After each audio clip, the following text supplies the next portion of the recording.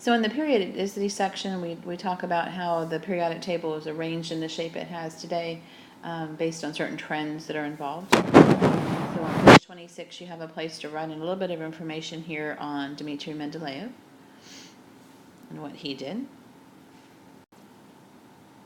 Here's a picture of his periodic table that he developed. His table had some spaces for elements that were not really known at that point, had not been discovered, but they fit the properties perfectly, like in these green squares.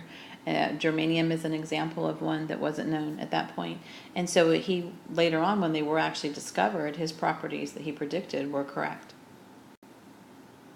While Mendeleev's table was arranged by atomic mass, Henry Moseley discovered that it was really, the properties worked out better and aligned better within the table if he used atomic number, and that's the table that we use today. Here's a look at the arrangement of the metals, nonmetals, and metalloids that are in the periodic table. The yellow are the metals, the green are the nonmetals, and hydrogen really is a gas, so it's kind of color green there. And then the metalloids have some properties of metals and some of nonmetals, so they're sort of in the middle there. So in the chart of metal versus nonmetal on page 26, you can write in, here's a picture of some of the metals. Examples would be copper, tin, silver, gold, sodium, calcium, anything on the left side of that zigzag line in the periodic table you could list. Their properties are, they're very shiny, they conduct heat and electricity. Mostly they're solids at room temperatures, except for mercury. And they can be flattened into sheets, that's called malleable. And they can also be made into wires like copper can, and that's called ductile. The structure of a metal is what's called a metallic bond, and we'll talk about that more in the bonding section.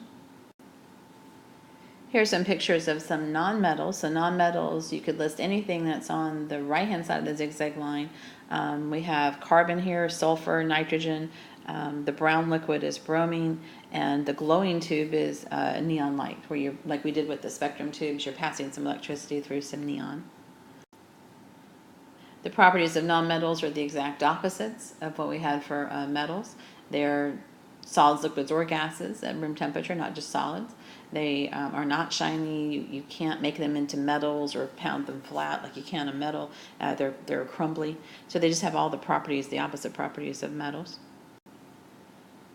And as far as the structure of nonmetals, they're usually covalent bonds, and we'll get into that more in the next section on bonding.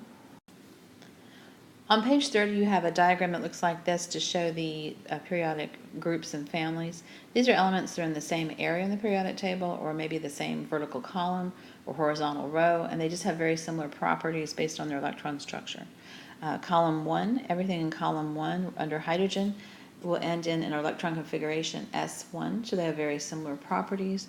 Those are called the alkali metals. You have alkali batteries, has some lithium in it, which is one of the alkali metals. Columns will go across the periodic table. Column 6, everything in column 6 ends in S2, so they have very similar properties also, and so those are called the alkaline earth metals. Calcium, barium, magnesium all have very similar properties to each other. Elements in that area labeled 4, that's the D block we talked about in configuration. Those are called the transition metals, and they're some of the more common metals that we think of: copper, zinc, chromium. The next group as we go across the periodic table are called the metalloids. They're between the metals and the nonmetals. They have some properties of a metal and some of a nonmetal, and most of the elements on the zigzag line are metalloids. Column 2 are elements that end in S2D5 on their electron configuration, and those are called the halogens: chlorine, fluorine, bromine, iodine, and then astatine. Bromine is found in halogen light bulbs. Column 5 are the noble gases that you talked about last time when we did electron configuration. Those are the ones we use to shorten the electron configuration, and they all end in S2P6. The last two rows are the ones labeled 3 and 8, and those are those F block rows that are pulled out of the periodic table. All those elements end in either 4F or 5F. The first element that's right here, if you look on your periodic table, is lanthanum.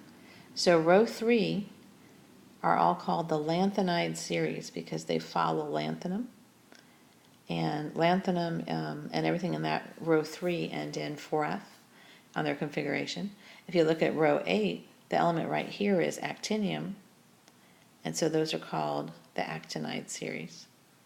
They're just the elements that come after actinium, and they all end in 5F. All right, so use that information about the groups and families in the periodic table and what you know about electron configuration to answer these questions.